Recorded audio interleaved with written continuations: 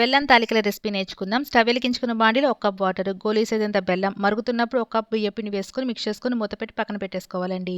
పావు కప్పు దాకా కుక్కర్లో పెసరపప్పును వేసుకొని శుభ్రంగా కడిగేసుకొని 4 విజిల్లు వచ్చే వరకు ఉడికించేసుకోవాలి. బియ్యపిండిని కొద్దిగా ఆరాక గోరువెచ్చగా ఉన్నప్పుడు ఇలా ముద్దలా చేసేసుకొని ఉండ్రాల్లాగా తాలికల్లాగా ఒత్తేసుకొని వీటిని వేరొక ప్లేట్లోకి తీసుకోండి. గుప్పెడంత పిండిని పావు కప్పు వాటర్లో వేసుకొని మిక్స్ చేసుకొని పక్కన పెట్టుకోవాలి. ఉడికించిన పెసరపప్పుని ఈ విధంగా మెదుపుకొని పక్కన పెట్టేసుకోవాలండి. స్టవ్ వెలిగించుకున్న బాండీలో 1 కప్ బెల్లం, 1 కప్ దాకా వాటర్ని వేసేసుకొని రోలింగ్ బాయిల్ అయ్యేటప్పుడు తాలికలన్నీ వేసేసుకొని బాగా ఉడికించేసుకోవాలి.